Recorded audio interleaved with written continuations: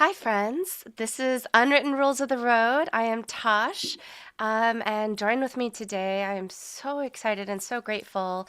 The incredible Mark Gemini Thwaite, who is legendary in the work that he has created. Incredible prolific work, working as a guitarist for people like Peter Murphy and Gary Numan and Tricky, and there's a huge list. But I just wanted to say thank you, Mark, so much for joining us today before we dive in. Yeah, it's good to be here. How's everybody doing?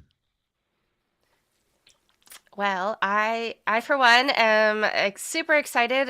This is an awesome way to kick off February. Happy February 1st, everyone. We have made it to the other side of January. How are you today, Mark? I'm good, yeah. Yeah, look, I was out last night with my wife Ashley. She was DJing at the Bondage Ball in downtown LA at the Globe Theatre, which is a nice Victorian theatre. So yeah, we had a bit of a late night, so just bear with me. Well, I appreciate you being here. I know you have a lot on deck this year. For starters, I know that you were going to be going on the road pretty soon with the Wonder Stuff, in the UK. Yeah. The Wonder Stuff is a band I joined around 2018. Well, I was recording with them in 2018 because I was long-time friends with the singer Miles, and yeah, they're pretty prolific in the UK. They tour every year, so we're going to be going back and doing some more shows, I think, in May. But we've actually got shows scattered throughout the year. We're doing like a festival with a bunch of bands in May called Gigantic, like a one-day festival. I know that Peter Hook, from New Order, his band is doing it, and a bunch of other cool bands as well. That sounds really exciting. I was wondering, like, how do you get ready for something like that? Well, with the Wonder Surf, we just toured actually over there in December. So yeah, usually we just get together for a few days and we bash the songs out. I usually prepare, like with any tour, I'll just go over the recordings with the guitar and refresh my memory. Um, but yeah, just the usual sort of thing, going through the songs in my spare time, and then we get together and rehearse, and off we go. Yeah, and especially since you're located in different locations, I imagine you have to be really prepared when Yeah. you're getting together. Yeah, I'm coming the furthest. I live near Santa Monica, Los Angeles. I've been here about 20 years. I'm originally from Birmingham, UK. But prior to moving to America, I lived in London for like 16 years. So I'm flying from over here. The rest of the band all live in the UK, but in various ends of the UK, except for Erica, the violin player. She moved to Paris a few years ago, so she comes in from Paris. We're definitely international. Yeah. Yeah. I imagine that it's a very happy reunion to be able to fly back home and see friends and family as well. Yeah. I like the fact that with the Wonder Surf, I get to come back to the UK, several times a year, and yeah, I usually invariably get a night or two in at my mom's. I'll go. My mom lives in a place called Lichfield, so I'll go and stay in Lichfield for a night or two and see my mom and my sister, my stepdad, and all the my family that live in that area. And then I'll go and meet with the band, and we'll go off and make some noise. So yeah, definitely like getting back to the UK. That's awesome. Are you going to be doing a series of dates while you're there? We're doing three shows in May. I think Nottingham Rock City, a show in a town called Stroud, which don't think I've played there before, in Gloucestershire, and then the gigantic one-day festival, which is in the Bristol area. And then we've got some other festivals this year. We've got one in July. I should have written them down, but there's one in July. I think it's might be Sunshine Festival in Devon, I think. I could be getting these places wrong, in the UK. Then we got a show in Ireland, Republic of Ireland, in August with like Echo and the Bunnymen and James and a bunch of other cool bands like Madness and stuff. That's in That's in August, and then I know there's like I think there's talk of like a bigger tour maybe in October into November, I believe. So it's going to be quite a busy year with the Wonder stuff, which is great. Yeah, absolutely. I was curious, actually, is there a difference in the way that you tour between the UK and Ireland, and around Europe in general? Well, usually if you're going into Europe, you're going to be on a tour bus. In fact, when we tour the UK with the Wonder Stuff, we're usually on a tour bus. Even though obviously the UK is a lot smaller than the US, yeah, it's still nice to just be able to play a show and then go back on the bus and crawl into your bunk and then wake up in the next city. And that's certainly the way you would do it when you're going into Europe. I imagine with Ireland though, with it being like a one-off show and it's not part of a tour per se, I imagine we'll probably maybe we'll fly in or maybe we'll get a bus for a couple of days and then take the ferry to Ireland with the gear and the band on the bus, do the show and then drive back. I haven't actually discussed or found out how we're doing that one-off show yet. I mean, I might end up just flying into Ireland. We'll have to see, because I'm Yeah, coming to the US. Yeah. yeah, We haven't even talked that's about it. exciting. It feels far away, that's in August.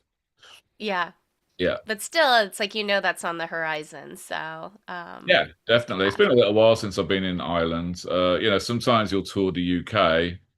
Oh, I've gone blurred.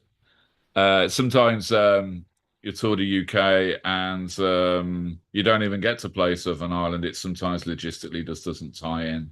So it's been a little while. I think the last time I was in Ireland was with Peter Murphy, where we did some shows there in Dublin. So yeah, it'd be nice to be back there after so long. I'm excited for you. I'm actually half Irish, so it's a Oh, bucket list of mine to one day get to visit there. oh yeah, you So, should check yeah, it out. It's a beautiful city. Sorry, beautiful country. Sorry, yeah. Dublin's a beautiful city, and it's very green. It's very. It's just a great time. People are really friendly there. I've got a lot of time for Ireland. Yeah, it's great. Yeah. I mean, imagine with all the touring that you've done, you've gotten to see so many amazing places around the world.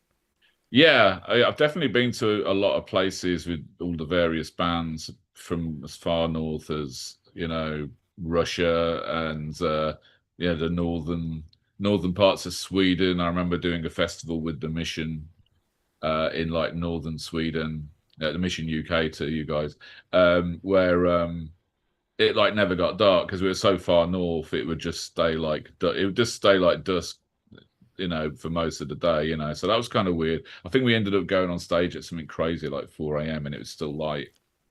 So and then I've gone down to places like played in South Africa, like Cape Town and Johannesburg and southern South America down to Argentina, Chile with Peter and the Mission and Brazil and been to Australia, New Zealand, China, Japan. So I've gone to a lot of places and of course, mainland Europe, a lot of places that maybe I wouldn't have gotten to check out just as a tourist. Yeah. Yeah. I think that's what a great way to do it too, is like through your music.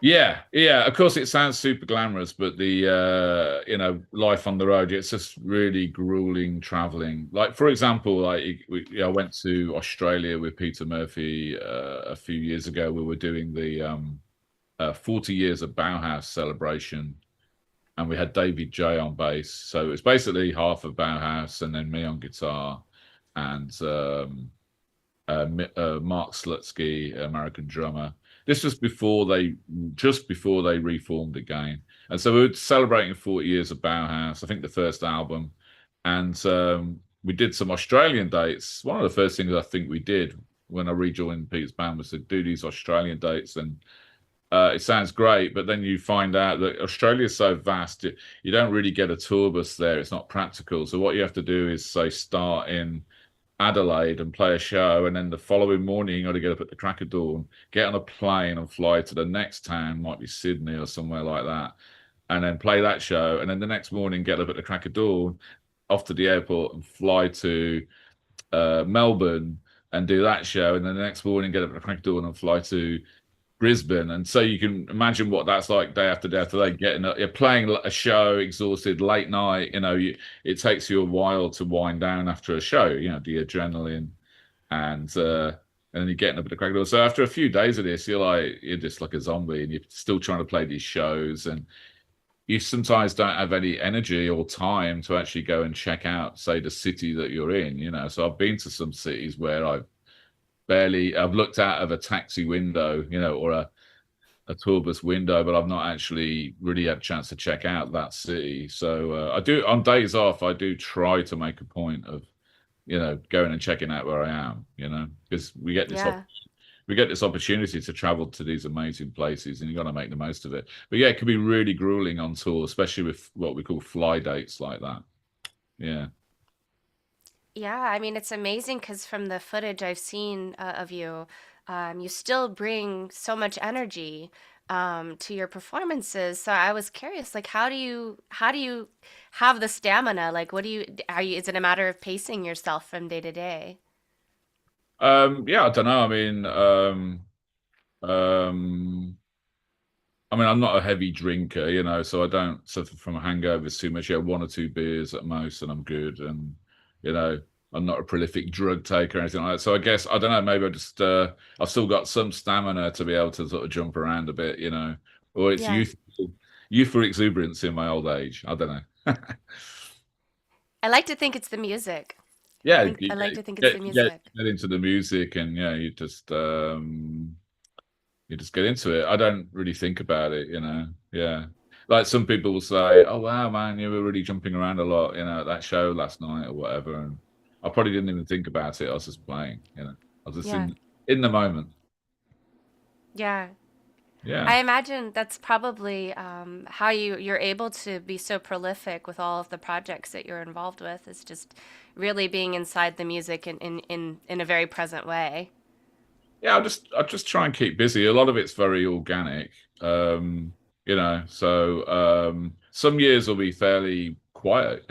Certainly it got really quiet during the pandemic where all the touring grounds were halt. I was about Yeah. to go on, I was about to go on tour with Lords of Acid actually. I'd been asked to the tour with those guys. When was this? So this was early 2020, before the pandemic. Well, the tour had been booked for a few months, so I knew it was coming, and it was going to kick off in mid-March, and the rehearsals were going to be in Los Angeles, and so we actually got together and rehearsed, and the guys flew over, like Praga Khan and that flew over from, and Marique, the singer, flew over from Belgium because they're a Belgian band, and we were rehearsing the whole bit, and then the day before the first show, which was going to be Los Angeles, yeah, we knew the COVID virus was spreading, and the day before our first show, we were told, okay, venues have put a cap on a maximum of 250 people. Even that sounds exuberant now, because if you remember, they ended up saying no gigs at all, yeah, no public gatherings at all.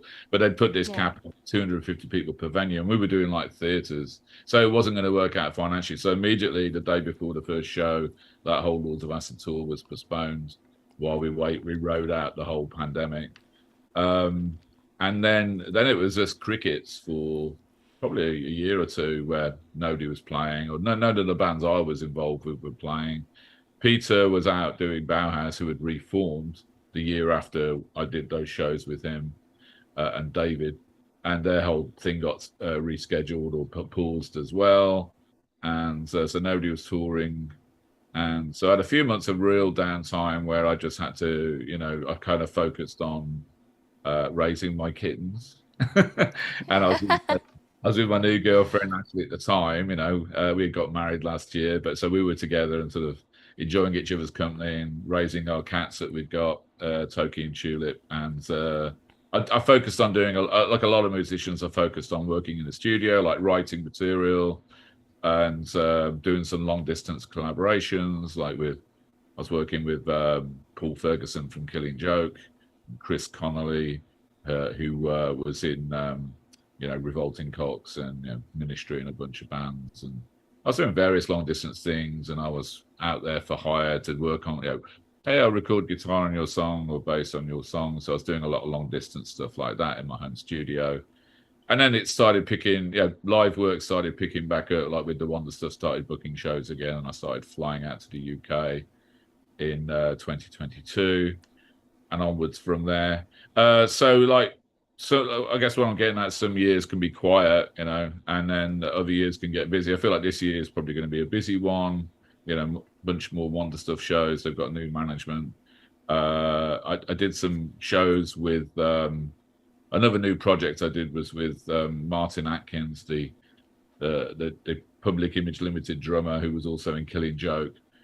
He put together this Extremities live performance where we were going to do the Killing Joke Extremities album in full. That was an album that Martin had played on and co-wrote, and it was partly to honor Geordie, the guitarist as well, who had died. So I was invited to get involved in that, and I'm a huge Killing Joke fan. So that's something that we did last November, and we had like various guest stars like Randy Blythe from Lamb of God, who got up for a bunch of songs, and Tara Bush from I Speak Machine did a bunch of songs, and Dirk Flanagan, and Justin Pearson on bass, and Orville Klein and Martin Atkins on drums. And that was a real celebration of Killing Joke. And that was in Chicago. We did it at Reggie's in Chicago. We did 3 nights there.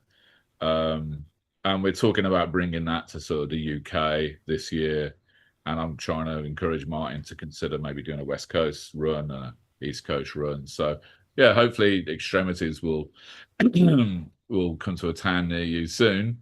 And then so that's going on this year. I've been recording a new album, a side project with a project called Absolute Power, which is kind of like this one's a curveball for some people, but it makes sense to me. It's like a traditional like heavy metal. It's like yeah, if you think like Judas Priest and Scorpions and bands like that from the 80s, it's kind of in that kind of ballpark. And it's friends of mine who were doing it.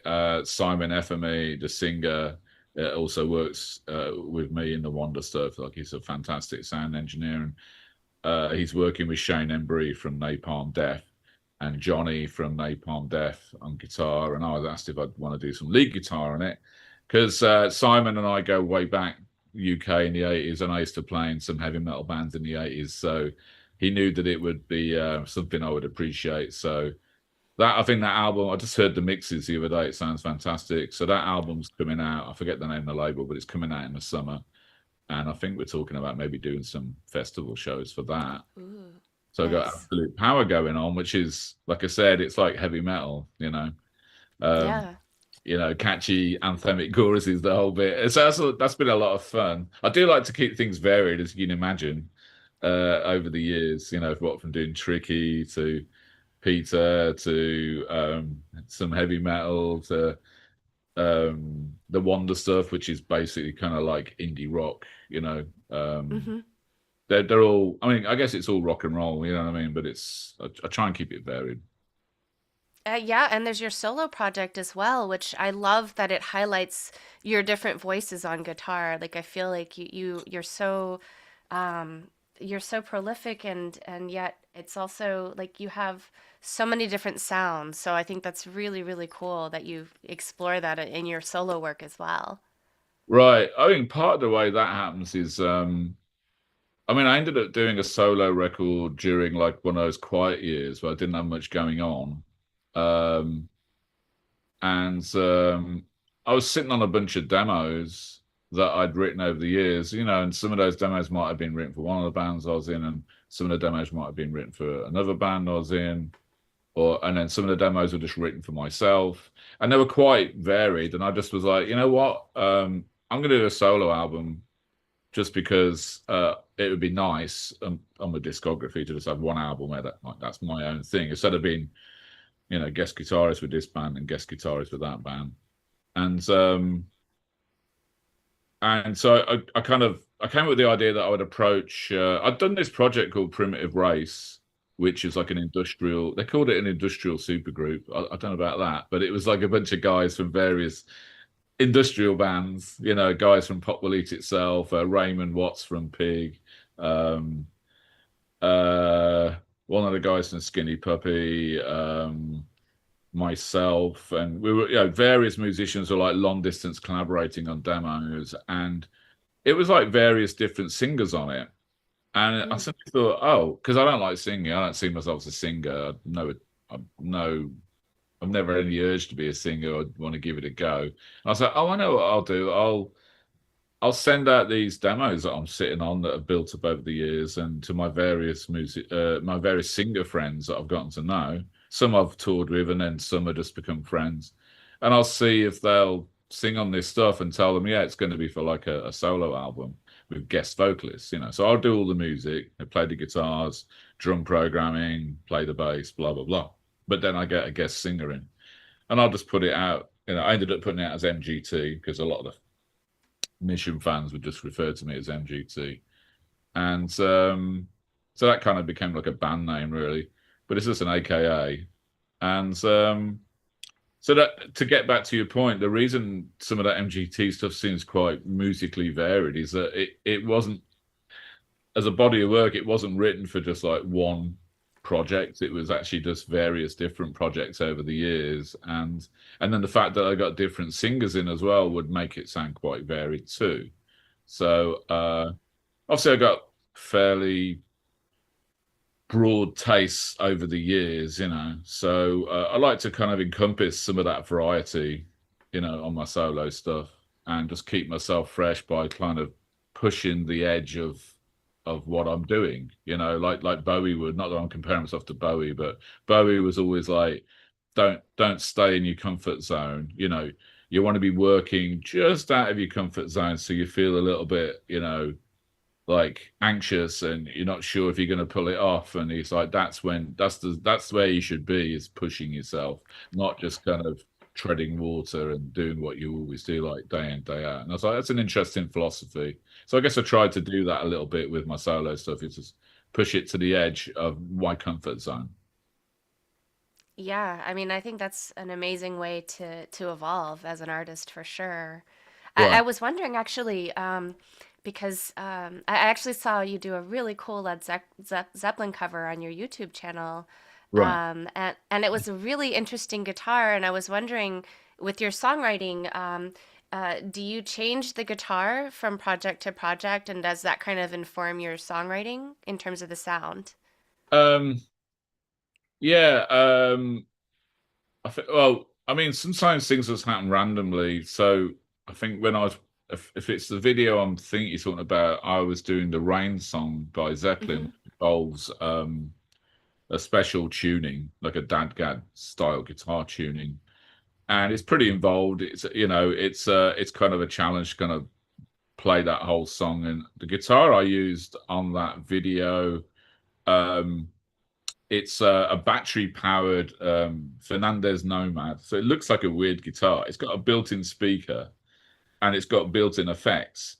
And I'd got it. I remember I did a tour with, when I was playing guitar for Tricky, we were invited to open for Tool, the band Tool, on a big US tour. This was in 2001, Lateralis tour. And Adam and Justin and those guys, they were just like wandering around backstage in these arenas with these like Fernandez Nomad guitars with the built-in speaker, and they're playing away, and you can hear what they're playing. I was like, oh, that is so cool. Yeah, and I kind of borrowed one and tried it out. And ever since then, I'd fancied getting one, and I'd kind of forgotten about it. And then I saw one on, because they started making those things a while ago, and or maybe they've reissued them, I don't know. But I found a used one at a good price online, and I brought it.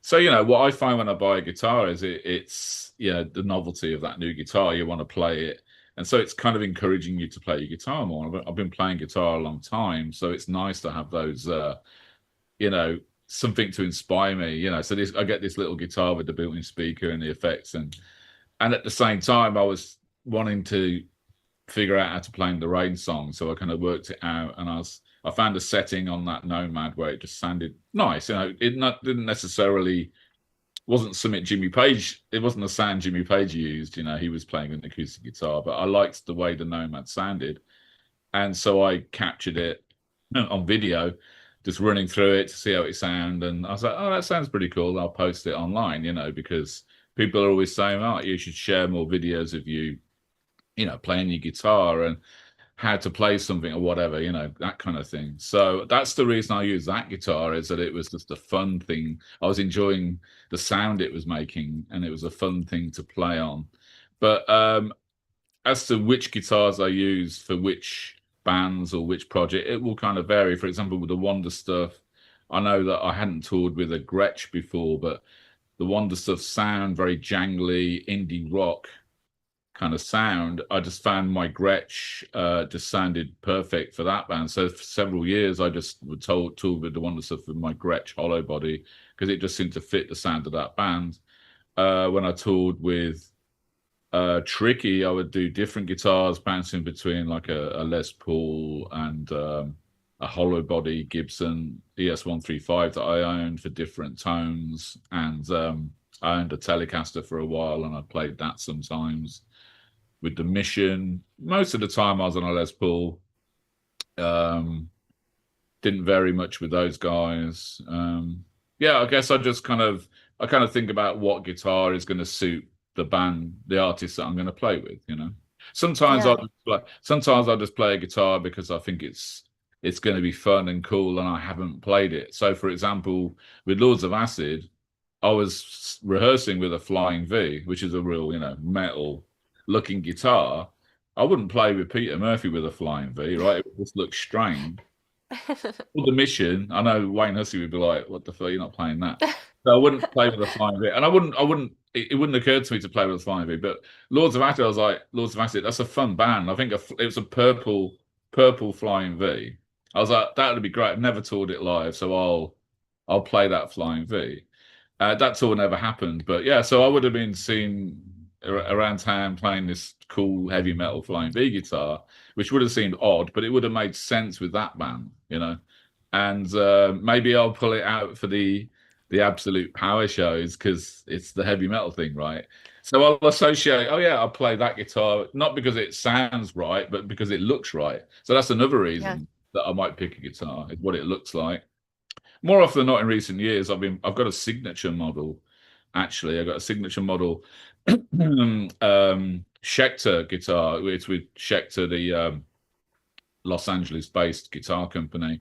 They've been making a Mark Thwaite signature model for a few years now, and it's basically like a Les Paul custom with some refinements that I asked for. So I got a special paint job. I got Seymour Duncan pickups in it. All the specs are on the Schecter site. It's got like a gold mirrored pick guard, because I like to catch the reflection of a spotlight on your guitar, and then you can actually kind of reflect it back into the audience. I'm not the first person to do that. That's something Phil Lynott from Thin Lizzy used to do. So I kind of wanted this mirrored guitar. David J does it as well in Bauhaus on his bass, and yeah, so it's a fancy looking Les Paul kind of inspired guitar, and I play that a lot live because it's my signature model, so I have to fly the flag. I've been playing it with the Wonder stuff over the last couple of years, because you go through phases where you're like, oh, I'm a bit bored of playing that model, I want to play a different model. So that's another thing that will change your choice of guitar, is what mood you're in. Yeah. Yeah, for sure. And sometimes I'll be road testing new models. I remember Schecter would give me, we had models that they were putting out, and they were like, hey man, you want to try this on the road? And who's going to turn down a guitar, right? So I'll be like, yeah, give me one, and I'll take it on this next tour, and I'll see how it goes. So I've been seen on the road with various Schecters over the years before they made my signature model. And so, yeah, you'll see me road testing a bunch of their different models, and that's fun as well. Yeah, and you find some models work out better than others. Yeah, that is so cool. And how amazing that you have your own signature model as well. That's really incredible. I think that's something that many instrumentalists could aspire to. So, yes. Yeah, I feel very honored that they did that for me. They did it at the same time. I kind of hooked Wayne Hussey, my old boss in the Mission UK. I hooked him up with Schecter, and they ended up doing like a signature model for Wayne, like this beautiful electric 12-string semi-hollow guitar. And my signature model kind of happened at a similar time to that, so it kind of got tied in. Oh, that's amazing. I actually wanted to take just a moment and thank our friends in the chat. We have a question from Pete Russo. With the immensely varied career that you've had, is there one genre that you prefer to play over another, just from a sense of personal or creative fulfillment? Yeah, it's a tough one. I mean, I'm kind of over the years because of the various bands I've played with, from The Mission, I did 5 albums, 4 or 5 albums with The Mission, studio albums, and so quite a long career with those guys. And then obviously Peter Murphy did some albums with Peter. Before The Mission, I was in The Children, which was a offshoot of Sex Gang Children. And so I've kind of been seen as a, gothic rock guitarist. And like most, my wife would laugh about this because, like most goths, we all deny that we're goths. You know what I mean? Like, so if you ask Andrew Aldrich, the Sisters of Mercy a goth band, he'd be like, absolutely not. And the same with Peter, they'll joke about it. And so I always go and say, no, I'm not a goth. I grew up on punk and metal, which is true. When I got a guitar, I was inspired by, punk rock like Sex Pistols and Generation X and the Skids. This is back in the late 70s before your time. But I was into like the energy of punk rock. And I was also at the same time, being from the Midlands, the home of heavy metal, I was also listening to Sabbath and a lot of new wave of British heavy metal, and a lot of Motorhead and stuff like that. So I always, in my mind, I see myself as more of a kind of a metal punk rock inspired guitarist. But I must admit, I definitely feel, and then I later gravitated into listening to Killing Joke and Susie and the Banshees and the Cure and all the greats. And then I got the gigs in the goth bands, and my style seemed to really suit those bands like The Mission and Peter Murphy. So I obviously do, yeah, I do feel comfortable in a slightly sort of dark, more dark way, but I like to be able to sort of rock out a little bit. So I like powerful, heavy, but dark, music. If that answers your question. Yeah, That's kind yeah, of that. where I feel comfortable. But I love playing other stuff as well. There was a night on the on the Peter Murphy, we did some residencies about 6, 7 years ago, where we did Peter Murphy's albums in full. And for fun, we tacked on a Bowie night, which was an inspired idea. I don't know who came up with it, where we did early Bowie, so like Mick Ronson era Bowie, 70s, Ziggy Stardust kind of era, and we did a night of Bowie songs, and that was a lot of fun playing that stuff. Like if I could, I keep saying Peter would kill it if he just went out and toured. Peter Murphy does Bowie sort of thing, and we just did a tour of that. It went down so well. That was a lot of fun. Oh, So, that'd be amazing I, to see. and Yeah. I guess that's like it because that 70s stuff is more classic rock, of course. So yeah, that's something that I would feel comfortable doing as well. Yeah, for sure. And Bowie definitely, I think spans across a lot of different spectrums too. Yeah, So, yeah, yeah. for sure. Yeah, definitely. I mean, playing with Tricky was probably the most, I was going to say challenging. It was the most creatively challenging artist to play with because he never had a set list. So in other words, we wouldn't know what the next song was coming.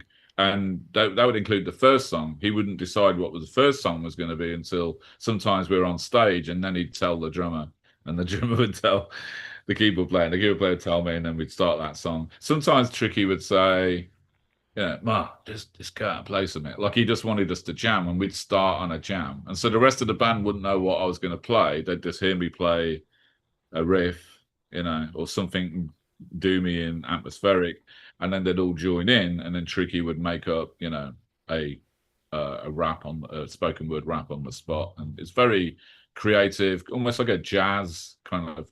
There was kind of a jazz feel to playing with Tricky. And I really enjoyed. I guess Bowie just makes me think of Tricky because I feel like they kind of there was a mutual respect between Bowie and Tricky. I know that, And playing with Tricky was probably like the closest I would get to doing like a David Bowie thing where you don't know what's coming next. And I would be encouraged to be as off the wall as possible. Come out with Mm. weird sounds. Don't think like a regular guitarist. Try and think outside the box.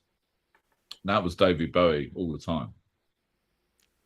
Yeah, actually, I was thinking as you were sharing about Tricky, I haven't experienced nostalgia live, but from what I understand, it's also a lot of improv. Is that correct? Yeah, yeah. The Yeah. playing with so yeah, so I forgot to mention, yeah, in the last year I started doing some shows in Los Angeles with Cassandra Nostalgia, who is a very talented singer from based in LA, and she does these improv shows that I was invited to be part of. And I immediately thought of my work with Tricky, and it had been a while since I'd done something where we're making stuff up sometimes. Well, with Cassandra, we're always making it up. That's the theme of her show, is it's all jams and it's not premeditated or pre-rehearsed. We'll sometimes get together to rehearse just to you know warm up, so to speak. But the idea is that on the shows, we just kind of, she will say to the Charlie, the piano player, start something, you're next kind of thing. And Charlie will start like a chord sequence in a certain vibe, usually very atmospheric, very cinematic. And then we all join in, we all sort of take turns to slowly join in, and Cassandra will start an ad-libbed vocal. Really astounding talent. And it's a lot of fun. And yeah, again, I immediately put on my Tricky hat. And what that means is I'm like trying to think outside the box and what kind of weird atmospherics can I come up with on the next idea that we're doing. I'll try and not do the obvious, cowboy chords or whatever. I will try and add to the mood. And again, a lot of it's very atmospheric, very sort of David Lynch-esque. If you've ever listened to his work, a lot of it is echoes of that, and there's echoes of Tricky, there's echoes of Bowie, there's echoes of many artists, PJ Harvey, and who I had the fortune to play with back in the 90s for a little while. And yeah, just very experimental. So yeah, if anybody's in the LA area and they want to really experience something unique, I would say come and check out Cassandra Nostalgia's shows. We do them every few months. You have to come Do and you check have it out. do you have any on actually scheduled yet for any I think upcoming ones? we're talking about doing one. We just did one in December, and the next one I think it's going to be in April. I haven't been given a date yet, but Mm.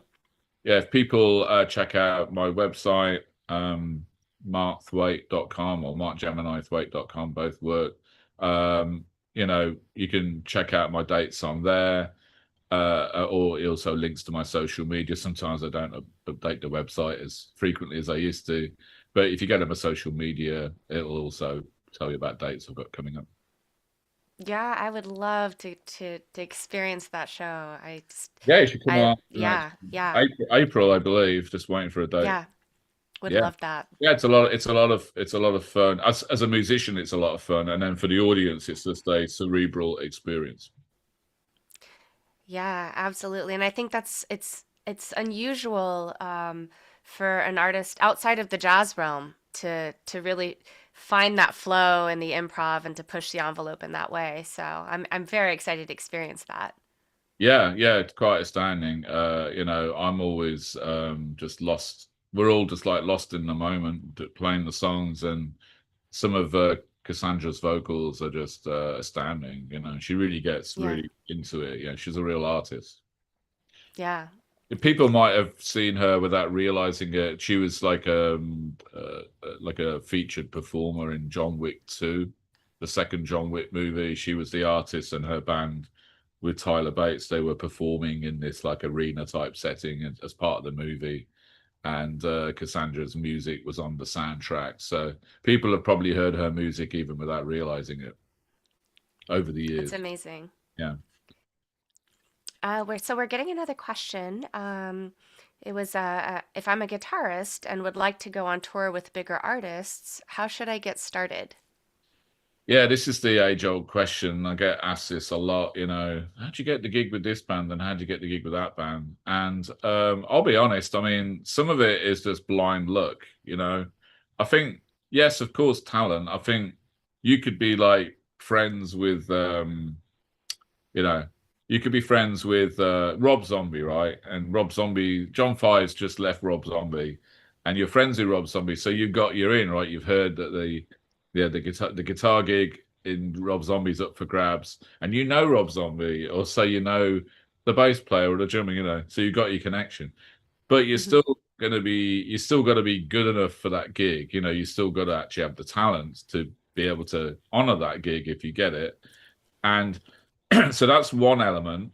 Is yes, it's who you know. So sometimes I've gotten gigs because of who I know, like a word of mouth recommendation, or I literally knew the person. Like when I toured with Gary Numan, I knew Gary Numan. Like he'd become a friend of mine because Gary and Gary and his wife Gemma would come along to Mission UK shows back in the 90s, and we became friends. And so I started socializing with Gary in the UK. And then when Gary moved to LA, we were socializing in LA. And I just happened to be hanging at the right time where he had a splinter tour booked, and Robin Fink from Nine Inch Nails was supposed to be doing it because Robin had played on Gary's album, the Splinter album, and Robin ended up getting called back to Nine Inch Nails because it's a long story, but I think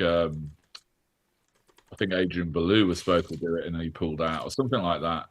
And so all of a sudden, Gary was like, "Who do I know who could step in?" And he knew me, and so he said, "Mark, do you want to step in and do this tour?" So people are like, "How'd you get the gig with Gary Newman?" Well, I knew him, and he needed a guitarist, so I happened to be in the right place at the right time. However, if he'd never seen me play guitar before, right, or if I hadn't done much to note, then I probably wouldn't have been offered that gig. So I guess it still was informed by the fact that at that point I had Tricky on my resume, I had the Mission UK on my resume, and various other bands.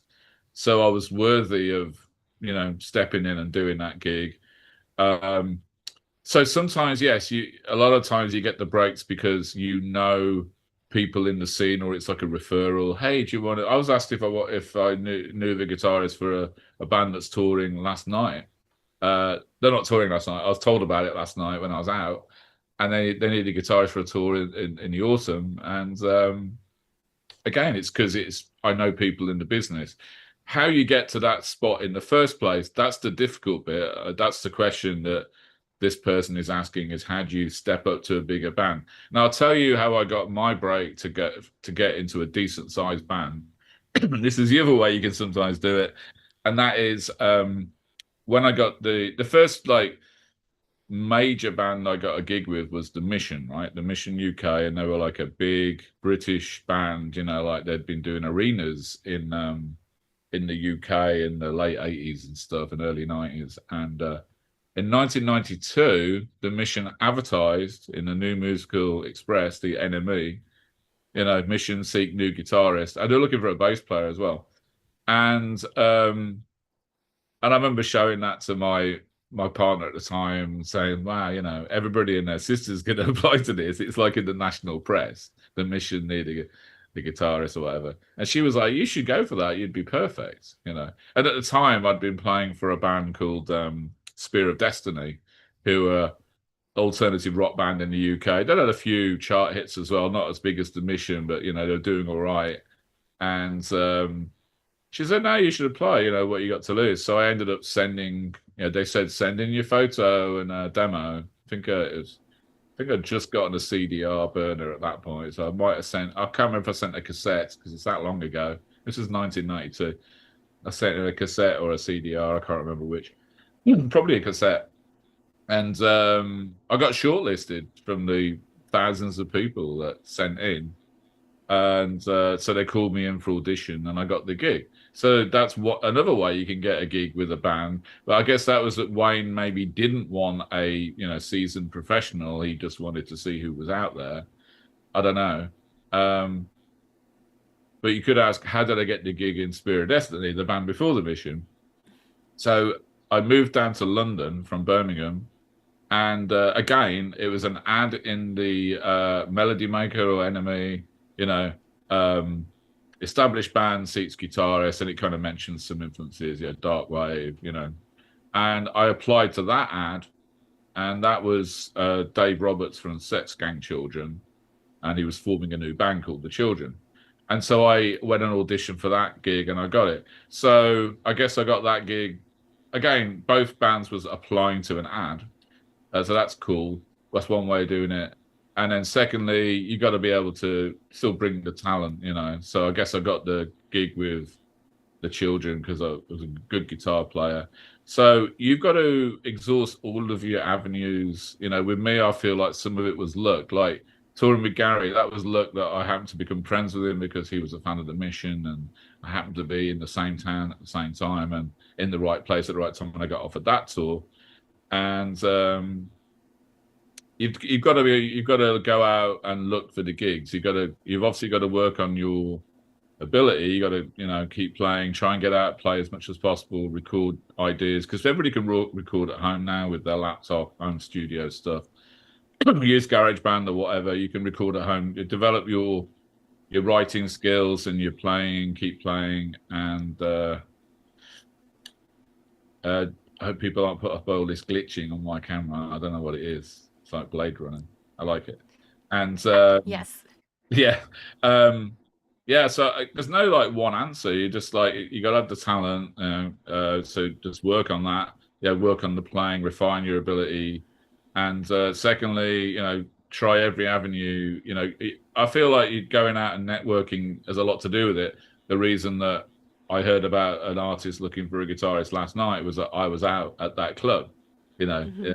Globe. I ran into other musicians, and musicians get talking. So that's another thing you should do is you should go out and network. That don't be a bedroom guitarist and never go out. You actually do need to go out there in the real world and like meet people, get to know people, and you start to hear through the grapevine, so and so is looking for a gig, looking for a player.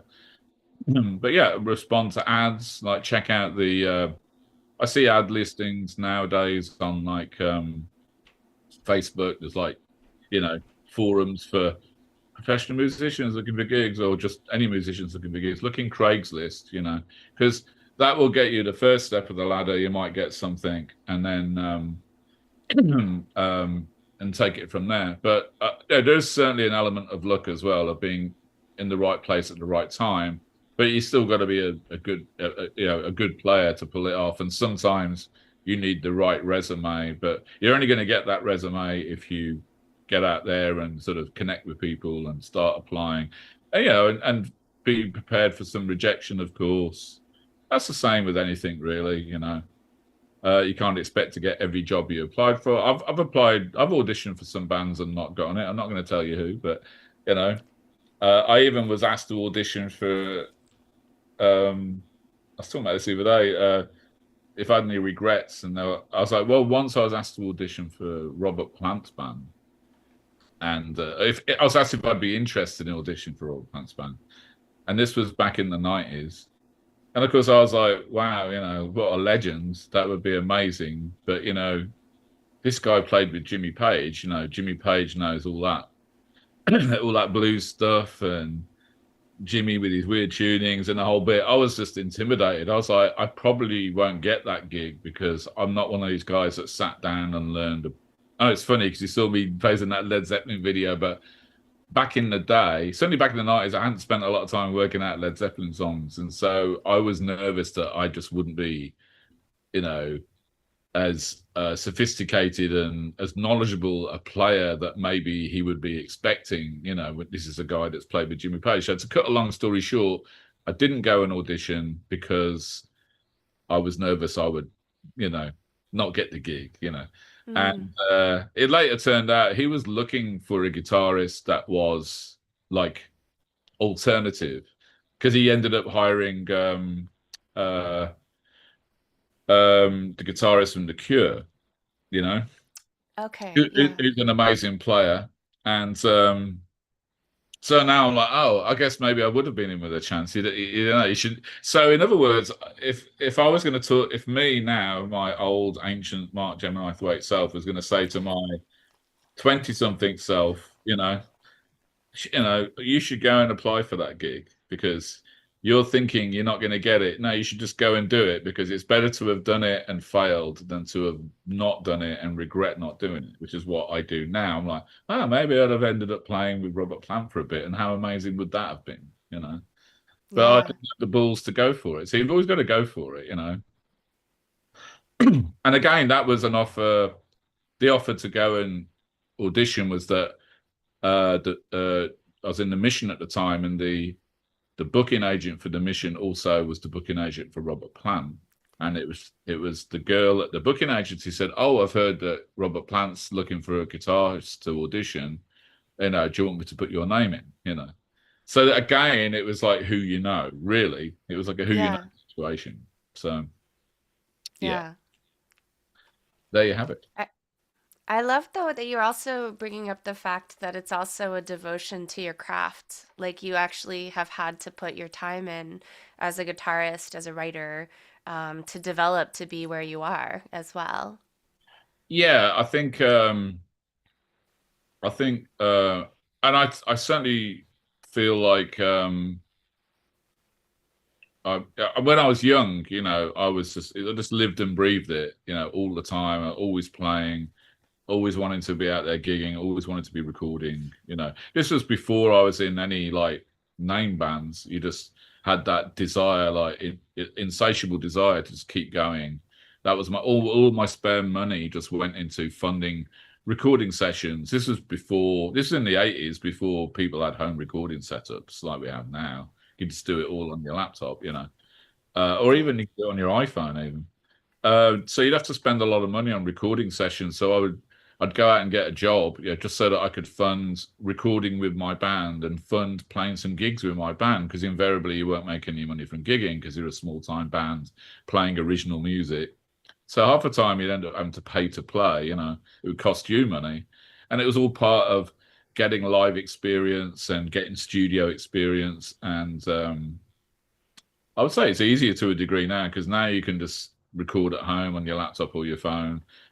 Gigs is still difficult, but there's still, new band nights where you can get gigs. Say at the Whiskey, for example, you can get yourself on the new band night there, maybe become the opening act on a bigger bill. Or there's various venues that will have new bands on, like Gold Diggers. This is in Los Angeles I'm talking about. But every city is going to have its venues where, new artists that can perform. You can also just hire a venue and put on your own show. There's also venues that will just let you hire them. But you got to be prepared to spend some money or, take a financial risk. And in order to do that kind of thing, you have to be kind of obsessed with wanting to do it in the first place. I know I was, and that was what kept me going. Definitely don't play my guitar as much as I used to, and I laughed with my wife about this. My main justification for buying that next new axe or that no that Fernandez Nomad with the built-in speaker is that it inspires me to want to play again, and it's absolutely true. So that's why I buy a lot of guitars. But it's harder when you get older to kind of keep motivating yourself to like. Yeah, I guess it's like going to the gym, to keep yourself going to the gym on a regular basis. It's hard to motivate yourself. But yeah, as a new musician, new to the scene, just you got to be like really, you have to become a bit obsessed with it. Of course, it's supposed to be fun. You're supposed to want to play guitar or play bass or whatever your instrument is. You got to want to do it. And that was the way I was. It's just hard to speak for other people. Yeah. Yeah. I think that it kind of answers the question Marvelite was asking, which is what is the hardest part, in your opinion, of starting a music career? Yeah, I guess I had that initial. It was a different time when I started, but the principles are the same. Like I'll tell you this, right? The only reason I got a guitar, when I think back on it, was I was 15, and my best friend Paddy Paul Bryan, he got a guitar. He got one of those catalog like Les Paul copies, and we were both listening to a lot of heavy metal and punk at the time. And I was like, wow. I was like, he's got a guitar, and I was like really impressed and jealous that he'd gotten this guitar through a catalog. It was like a, $200 equivalent guitar or something. And so I took my mum into me getting a catalog guitar. And this was great because I got the guitar, and of course I was rubbish at it. But Paul, by the time I got it, it was 3 months later, if I remember rightly.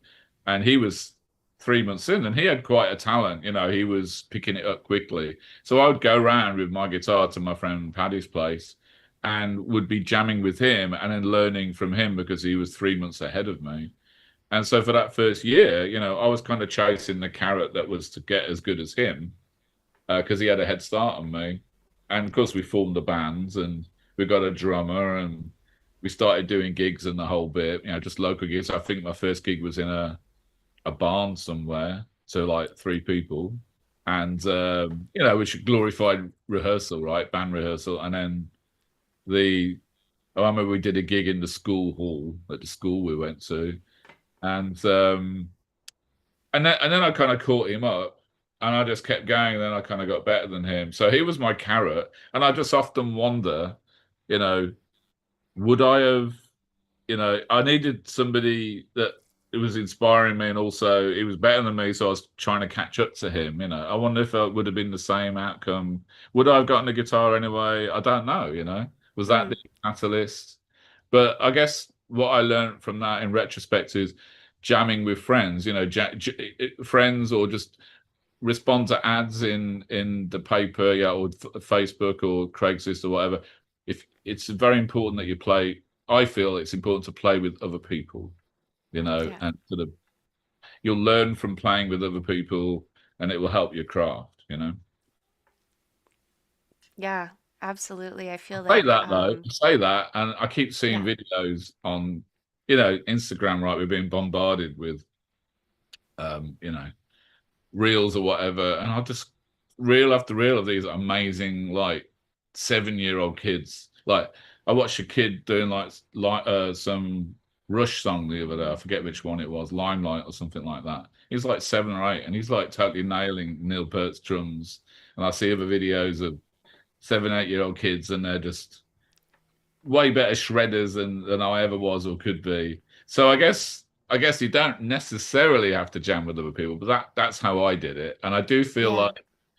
like if you just stay, some of these guys, if they just kind of stay insular and they just work in isolation in their bedroom or their spare room or whatever with their camera and their interface and recording setup and that.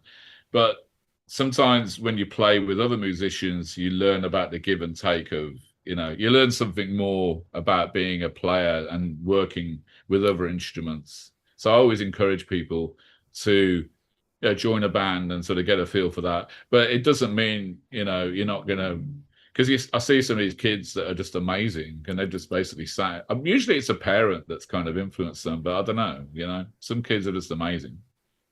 Yeah, for sure. I mean, well, you've mentioned certain projects where it's like one project led to another, Yeah. which Organic. inspired another. Yeah. Yeah, organic. Yeah. Yeah. There's not too much that's premeditated about it. I guess the one premeditation was I'm going to do a solo album. So that was one premeditation. But usually, what's happening in my musical career, like the Absolute Power with Shane and Johnny from Napalm Death, that was an out of the blue. Hey, do you want to do some lead guitar in this heavy metal album? Just again, somebody I knew, but it's just organic, it's a curveball. And I was like, yeah, I'd like to do that. That'll take me right back to my youth. And then with Cassandra Nostalgia, I was approached by a mutual friend at a record label that said, oh, this artist Nostalgia is looking for a guitarist for some live shows. Are you interested? Again, kind of organic. It was just kind of, being asked about it. So there's no premeditation really. Yeah. Yeah. You have to set the foundation first, and then from there, just trust in the fact that I think things will unfold. Yeah, and it kind of applies to creating music as well. I definitely find that if I go like, okay, yeah, I want to write something that, I want to write something that sounds like Rob Zombie, and I'm gonna yeah, I'm going to do something that's like Dracula by Rob Zombie, and I kind of sit down and I do it. Yeah, I might do something that sounds great, but it will sound like, I don't know. I feel like it sounds premeditated, but the Mm, stuff that I've just written naturally that isn't like trying to sound like something, invariably that stuff just sounds a little bit more appealing. I feel like, so I'm not the only artist to say this, is that you just got to like just do what feels natural. Don't force yourself to try and adapt to genres too much, to sort of ride the coattails of what's trendy right now. You know what I mean? yeah. Yeah, Like, absolutely. like when Korn did that trap album, whatever it was, and they tried to sound like, what the music at the time, they shouldn't have done that. That's an example Yeah. of, it wasn't a bad album, but I feel like artists have got to do something natural and not be too premeditated and too much of a genre jumping exercise. Yeah, absolutely. Because then it's like you really, really start learning about your own voice, which I feel like is a Find process, right? Finding your own voice, and sometimes you don't find it straight away. Yeah, it takes a while as a musician, did for me, to really find my voice. Um, it's still hard for me to explain what my voice is, what my sound is, but I guess people will say to me, "Oh, I can recognize your guitar playing when I hear a record that you're on." Yeah. I did a festival with Peter Murphy. Uh, it was the Ink and Iron Festival, so it was maybe 2015. Bunch of bands were on the bill. I think Combi Cries were there and stuff. But anyway, so we were like a headliner, and we went there to sound check. Like, it's like with festivals, sometimes the headliner can go and sound check early in the day. I went and sound checked with Peter, and so it's an outdoor gig, right? So my guitar, the sound of the band, I'm like line checking my guitar, and the sound of my guitar is probably spreading, throughout the area in Long Beach. We were set up right outside the Queen Mary. If you've ever been to the Queen Mary ship, Yeah. so you could hear me probably from a mile away. Anyway, unbeknownst to me, a guy that I knew from uh, the town I grew up in, Litchfield, was there. Like, he was like nearby. He didn't know that I played with Peter Murphy. He didn't even know I lived in America. The whole bit. We hadn't seen each other since the 70s or early 80s. Early 80s. He said that he heard me sound checking my guitar, and he was like, "That sounds like Mark Thwaite." How weird is that, right? Because he had no idea I play in these bands, and he just remembered me. He recognized my playing from probably when he heard me as a teenager, you know. Wow. And I was like, "What?" And he came over and he was like, "Man," he goes, "I knew that was you as soon as I heard you playing for the PA." And I was like, "Well, that's crazy." So I guess you do have kind of like a sound, a style. I don't know what it is. So there you go. I think that's amazing. And definitely a testament to like, again, like, you know, not being afraid to just continue to hone in on your own voice rather than trying to follow others. Like, I think that continues to develop over time, but definitely a testament to you, like really sticking to that over the years, you know? Yeah, yeah. Yeah, dogged determination. Yeah.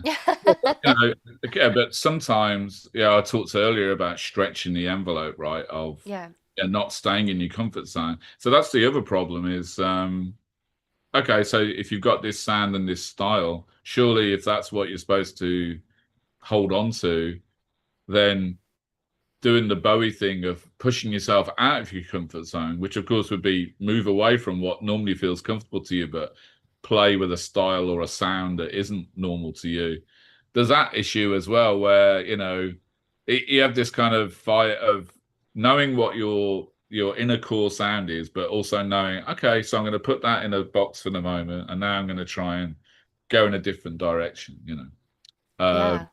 the way I internalize it is I'll be like, I'll do something like Robert Fripp would do. So I'll think of a guitarist who has a different style to me, and I'll kind of put that hat on for a bit and try and create something. Or I'll go, what would David Lynch's do on this track? And I'll kind of try and recreate what my idea of a David Lynch approach to a guitar part on this track with, say, Cassandra, Hmm. so it varies. That's the way I Um, compartmentalize it. Pete's actually asking an interesting question that ties into this. He was asking, like, when you join an established band and you're playing the hits, are you expected to play just the way the fans remember hearing it on the record, or are you encouraged to put your own signature on them? Yeah, it's a good question. I mean, in my experience, my first experience of playing hits, well-known songs, where this was a decision I would have to make or be influenced by, would be probably have been with The Mission. So they have some famous songs like Wasteland and Tower of Strength and Deliverance, that kind of thing. These were like top 30, top 20 hits in the UK as singles as well. My feeling was definitely I would want to recreate, the parts as faithfully to the original recorded parts that everybody knows and loves as possible. Because I'd be like, I want to hear it. I'd want to hear that song how it was originally done. I wouldn't want to hear a guitarist just going off on a tangent and doing something different. So with The Mission, I always tried to sound as close to the record as possible. Um, I never experienced like Wayne the singer for saying, "Oh, you're not playing it close enough." I never really experienced any of that. Um, with other artists like Peter Murphy, for example, I have stretched the envelope a bit more. I feel like when I think about it, you know, like when we do say "cuts you up" or stuff like that, I will bring some extra MGT flavor to the mix and kind of like add a little bit more flourish here and there. Even with Gary Numan, when I talked with Gary, I kind of added some guitar parts that were on the record. I may have regretted that in retrospect, but I was inspired at the time. And Gary never said anything. He never said don't do that. But yeah, sometimes I will try and add to it. But generally speaking, certainly if it's guitar-based music, I'm gonna try and recreate what's on the record, and because I feel like that's what people are gonna want to hear. So that's just my personal take on it. Yeah. No, I think I'm sure it also varies depending on, also with several of the projects, you've actually written the parts yourself. So, Yeah, yeah. yeah, yeah. It's funny. Sometimes I will play a song I didn't co-write better than a song I did write co-write. Hmm. Yeah. Third, I'll make more effort to like nail the original lead solos on Deliverance or the solo on Tower of Strength or the Ebo on Wasteland. I'm going to try hard to play it spot on. Whereas if it's a song I co-wrote, you have this kind of blasé, oh, that's my part, so I don't really need to work on that.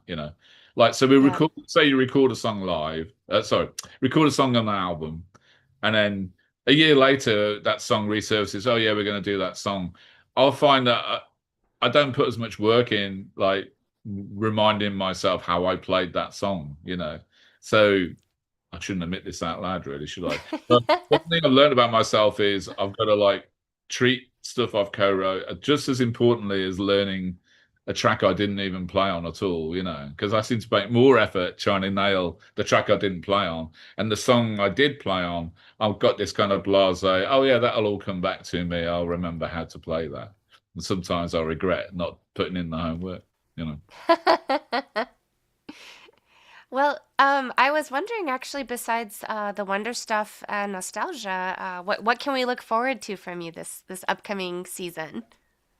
Well, the definites is like the Wonder stuff is happening. Obviously, nostalgia is looking at April. The like I said, the Absolute Power, the metal album, that's going to be dropping in the summer. Let's talk about maybe a festival or two. So that will be forthcoming.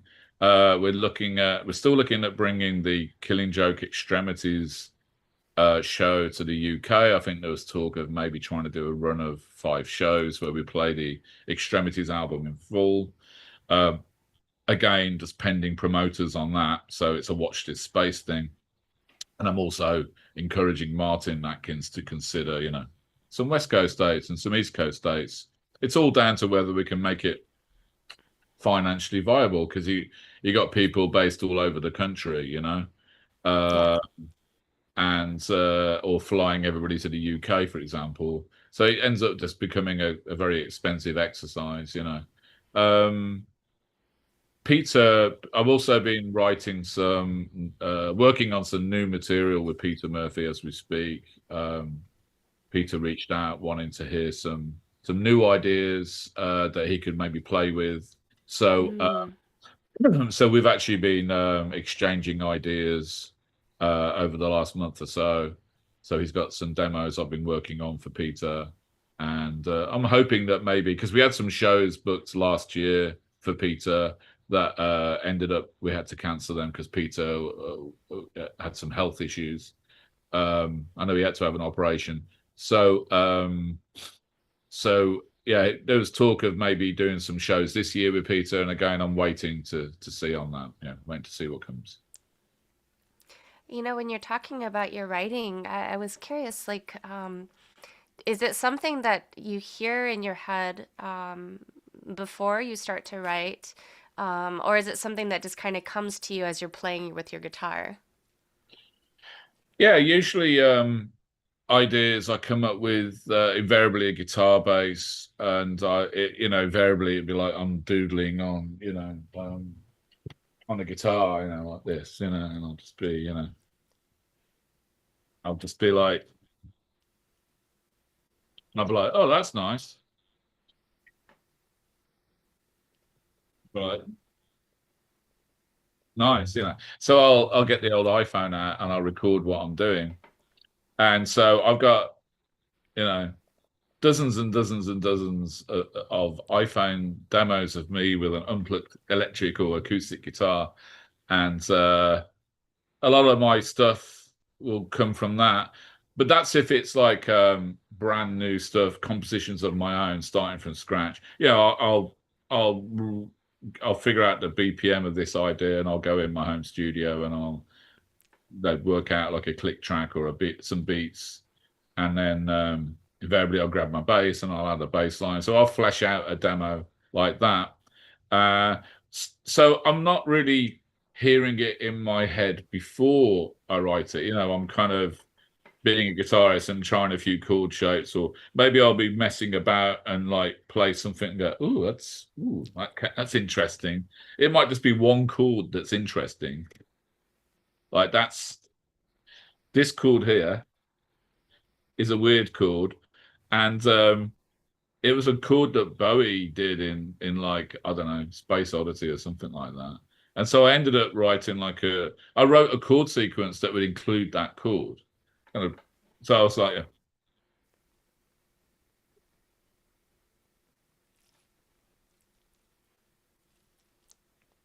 so I threw this funky chord in there. So again, that's an interesting way to come up with a song is to, oh, let's write some music around that interesting chord. That ended up being a Wonder Stuff song that's on the last album we did together. Um, and some things that will come up in my head is, I'll be playing this chord sequence that I've got, and then in my head I'll start to hear like a counter melody, like a guitar line, like a hook or Yeah. something.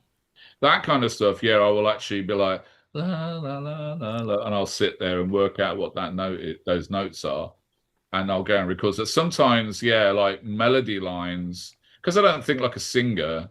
I'm Hmm. just kind of thinking about guitar melody lines. Although I guess there could be vocal lines as well.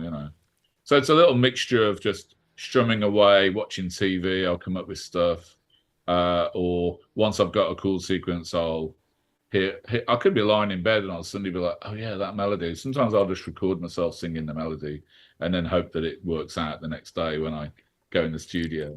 So it's various Yeah. different things. Yeah, yeah, That's really cool. I, yeah. I, I notice in the different projects, sometimes it's like I feel like it feels more chord based, and then sometimes I feel like there's very, very specific riffs, like you're talking about, like melodies that I really hear. Yeah. So yeah. Yeah, Peter would always warn me because demo stuff. So I'll come up with a chord sequence like that, and I'll demo it, and then I'll put a beat to it, and I'll put a bass line to it, and then I'll come up with oh yeah, a counter melody that could be like an intro or a chorus melody and all that. And before I know it, I've fleshed out this demo, and then I send it to him, and he'll be like, "I'm trying to make room for a vocal." So sometimes, singers are going to want it really stripped down. Wayne Hussey Yeah. was the same thing. He'd be like, "Wow, man, your demos are so dense in that there's so much going on, whereas he's trying to make room for the vocal, so yeah, sometimes you gotta, as a guitarist, I'm like, yeah, I've got to remember to keep room for that singer. It's because I'm not a singer. I'm trying to fill out the music and keep it interesting because there's no vocal. I bet if there was a vocal Mm, there, then all of a sudden I'd be like, oh, I don't need that guitar line anymore because there's already a vocal going on. you know yeah. you learn all Yeah. this stuff, and this is why it's good to keep writing. Certainly as a new musician, keep writing and learning. Remember to keep space for other instruments. Yeah, you're Yeah, a for musician, sure. right? You play keyboards, right? I do. I do. Yeah, so Yeah. I've got to keep room for those keyboards as well. Yes. Yeah, Yeah, especially since actually guitar and keyboards, well, I think a lot of times can inhabit similar space, like sonic yeah, space. yeah, So, yeah. yeah. So it's all part of the creative process. Yeah. Yeah, But I think part of the fun, like you were saying, is the collaboration and like getting to create with other people. I think that really is a big part of the joy, you know? yeah, yeah, definitely. I mean, I've definitely been stretched in a few different directions this year, like doing Wonder stuff, which is like jangly indie rock, and uh Extremities Killing Joke, which is like a real specific, intense sort of, post-punk kind of guitar approach, Geordie Walker, and then Absolute Power, which is like basically trying to put on like, okay, pretend you're in Judas Priest, what kind of solos would you do in a British heavy metal band? And then Cassandra Nostalgia, where I'm like, oh, what would Robert Fripp do, and what would Andy Summers do, and what would all these kind of avant-garde guitarists would do, So definitely being pulled in different directions as far as being a guitarist goes. Yeah, for sure. And then I'm sure like even like when you're actively touring, I was wondering, do you find any ideas come to you on tours, or is it just so grueling that it's something that's more happening at home when you're Yeah, creating? sometimes ideas come on tour. Sometimes in sound checks, like I'll just start randomly playing a riff, and then like the band, yeah, the drummer will join in. I've got like recordings of me and David J and Mark Slutsky like jamming ideas on the Peter Murphy tour, and I like quickly got my phone out and hit record. Um, Oh, that's amazing. and yeah, so they sound very. I came across them the other day. They sound very dubby, um, and atmospheric, but great. So yeah, sometimes yeah, I come up with ideas on tour. Not so much um, off stage because yeah, you're right, it's grueling. I'm not in that headspace. But some artists are forced to write on tour if they're a successful artist and their labels like we need the new album like in 6 months. Some artists force themselves to write on tour and they go on the road with their laptops with their MIDI interfaces and recording interfaces and record stuff like that. I haven't done that myself. I prefer to do it when I'm off the road. Yeah. Yeah. Yeah. I think it's definitely a different headspace to when you're touring versus, in the studio. Yeah. Yeah, definitely. Yeah. Um, but yeah, you never know when the new idea is going to come up. Yeah. It's a matter of, well, I think attending to it. I mean, do you ever find yourself in days or periods of time when you might not have as many ideas? And if so, like, how do you fill the well, so to speak? Yeah, I'll go through periods where I have like lots of creativity. I usually find that the hardest step for me, and I'll say this to Ashley, my wife, as well, because she's been making steps into being an artist. She's released a few records herself, Ashley Bad, and she finds it difficult to sort of get an idea off the ground. And I'm like, yeah, actually, I do as well. The hardest thing is to start from that first couple of chords, and you kind of like, it's hard to motivate yourself, but you just got to, I find no matter how unimpressive I might think an idea is, if I think there's something in there, I will force myself to go into my studio and kind of flesh it out a bit, you know. So it might not sound so impressive when it's just a guitar idea, but maybe in my head I'm hearing it with this great drum beat, you know, with a certain drum sound, and I'm just hearing it a certain way. And so I've just got to go in there and kind of put it down. And then sometimes I might end up actually changing what I put down. I'll change the chord sequence or change the sound or come up with another bit. And then the other bit is the bit that's good. And the first bit was just the catalyst to get that second bit, Mm, say a chorus chord sequence. So you've just got to force yourself to go in there, even if you don't feel inspired, go in there. And I find that the more I demo stuff, like Peter kind of in a way forced me into coming up with some new ideas by saying, hey, could you send me some new demos? And I didn't feel like I had anything. He wanted demos in a specific vibe, and I didn't feel like I mm, had anything already done sat in my unused pile of demos that I could send him. So I was like, I'm gonna have to start some new ideas from scratch. But at least he gave me like a few band name suggestions of, yeah, stuff in this ilk, you know. I'm not going to say what. And so I did some. I've already done 3 demos in the last week, probably 2 weeks, and it's. I feel like that's been a catalyst. Like now, I feel a little bit more buzzed about like keeping going and keep demoing ideas, you know. And even if Peter ends up not liking any of them, right, it doesn't use any of them, I've then got them. I can use them for another MGT solo album or maybe another project or something, you know. So it's always good to just keep yourself writing and demoing and coming up with stuff, you know. You often hear of bands back in the day saying, yeah, you know, we had like a pool of like Metallica, we had a pool of like 50 songs and we had to whittle it down, or ideas, you know. We had to yeah. whittle it down to like 12 songs for the album. And that's actually a good way to be. Trent Reznor as well, the same thing. Because if you've got a pool of 15 songs, you're going to pick the best 12, right, from 15 songs. But if you've got a pool of 50 songs or 40 songs, it probably means you have more chances of having really good quality stuff. Because if you're picking 12 songs from only 15, it's not giving you an awful lot of choice, really. There's 3 spares, basically. So the three Yeah. weak songs aren't going to be out. But if you've got a pool of 40 songs or 50 songs, chances are if you have to pick the best 12 out of 50, it's probably going to be a pretty strong set of stuff. So there's that to be said as well for keeping writing and keeping adding to your pool of ideas, you know. That's just Yeah. what I think. Everybody's different, you know.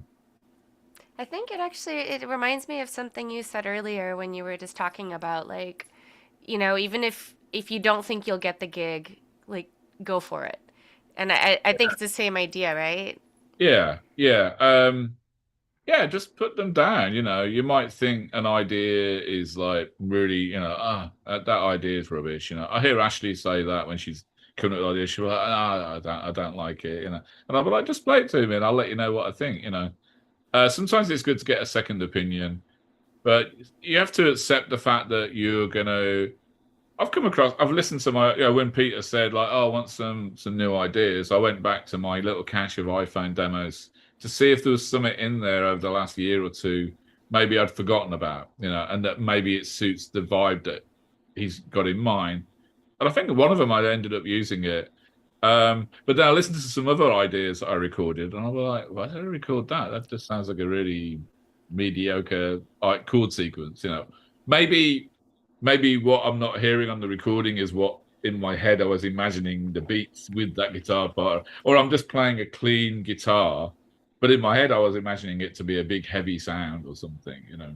So yeah, Yeah. sometimes I have ideas. I'm like, I don't know why I recorded that because it sounds pretty mediocre, but then other ideas I'll be like, oh, I forgot about that. That's actually pretty cool. You know, I should do that. You know. So yeah, Yeah.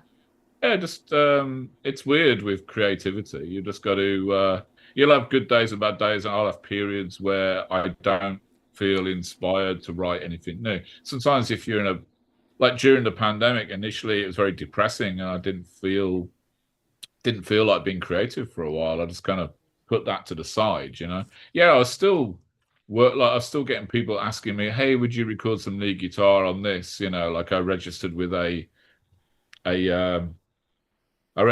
a session agency, Air Gigs, and you could book me, you know, book Mark Thwaite to play on your song for money, you know, because I was Hmm. able to still pay the rent, you know, and pay bills. I wasn't able to go on tour, and so I did a whole bunch of playing on other people's stuff. Some of it was great, some of it I didn't like so much, but I was playing on it anyway because I needed to pay the rent. But I didn't have the creates. I didn't feel like doing my own stuff. I just went through a period of not feeling inspired. And of course, you hear a lot of big time artists. Even John Lennon will have said he had periods where he didn't feel like writing. It's just the way it is. Sometimes it's where your head's at, you know, and you can't predict Yeah. it. Yeah. Yeah. Yeah.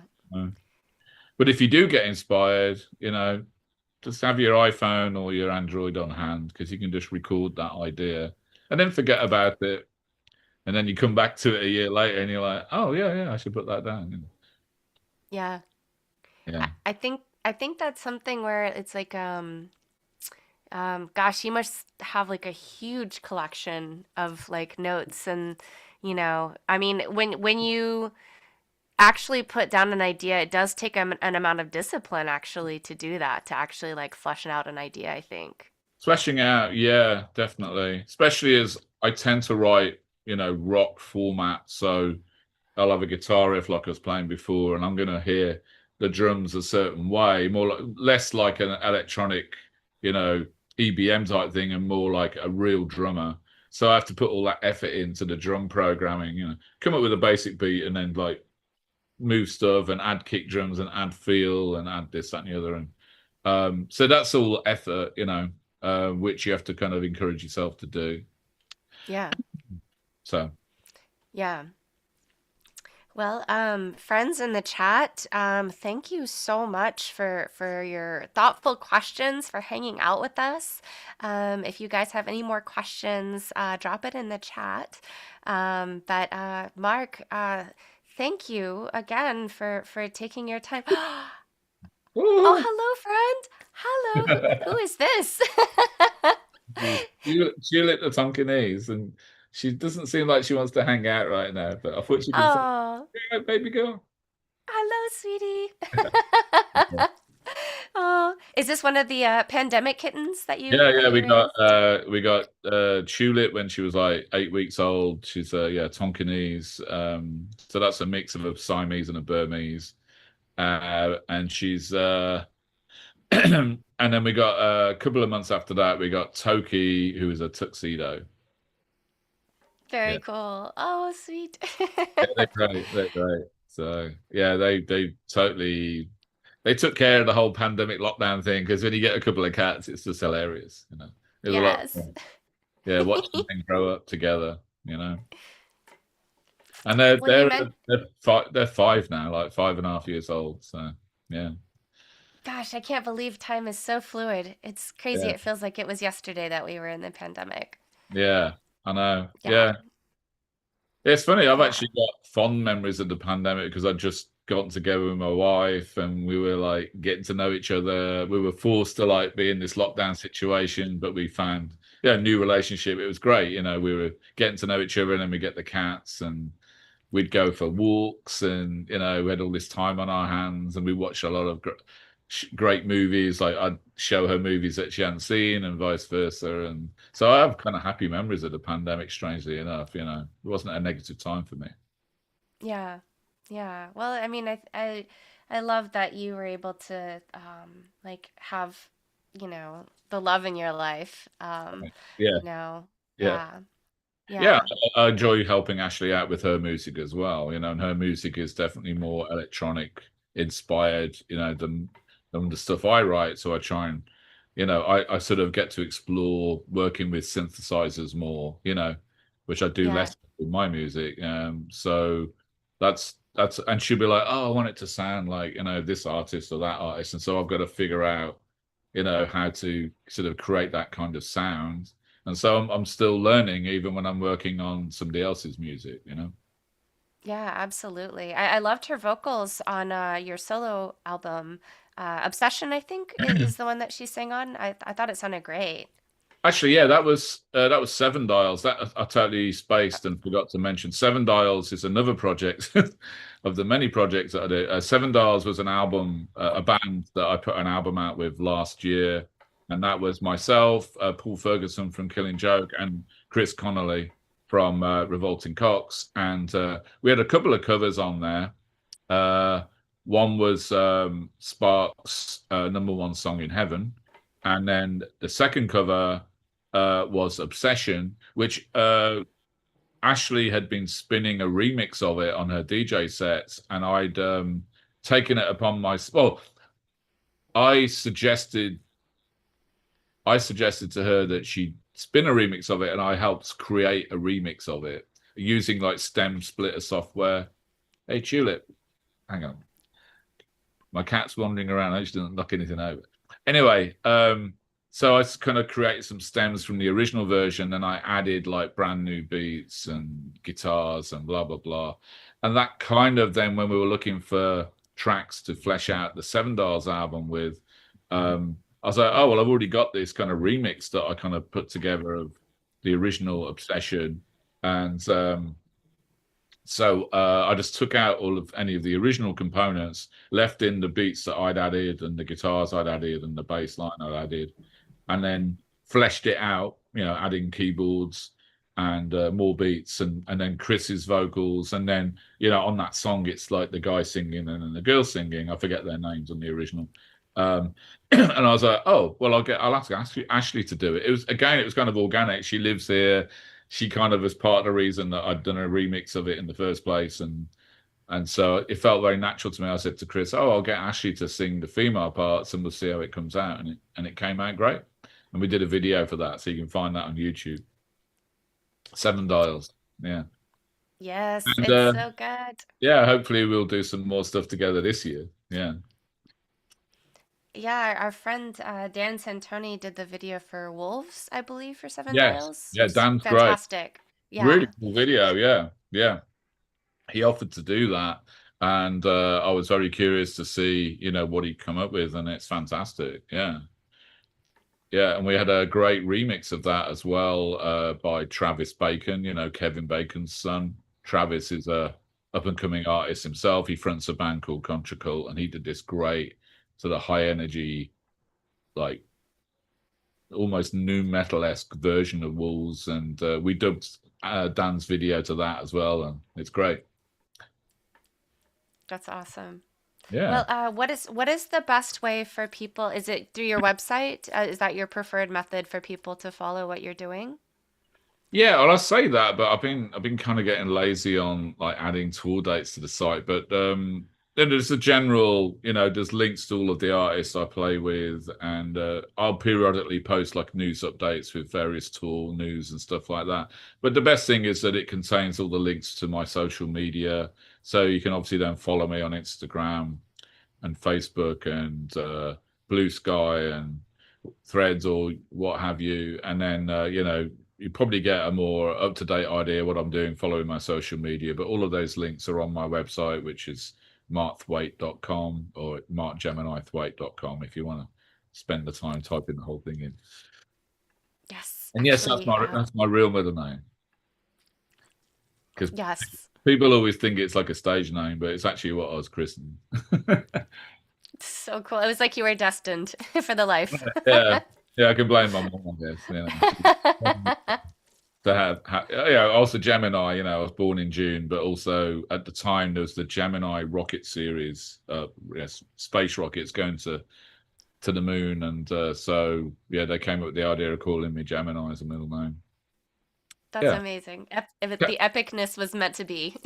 I kept it pretty quiet at school. I was kind of, you know, yeah, like as a kid, you're embarrassed about being laughed at and stuff. But yeah, once I joined the band, it sort of was like, oh yeah, I guess I should. I got this like interesting middle name. Yeah, I should use it, you know. Yes. But then I learned that people assumed it was a stage name. You know, I even toyed with the idea of just being Mark Gemini, you know, but it sounded so like a fake stage name that I decided to keep the Thwaite, Yeah. Yeah. But it's really, really cool. I feel like, yeah, like there's certain names that, I don't know. I feel like it's like it brings about a certain vibe and a certain like thought and a feeling, and absolutely feel like it's an artist name, the Gemini name. Yeah, yeah, Yeah.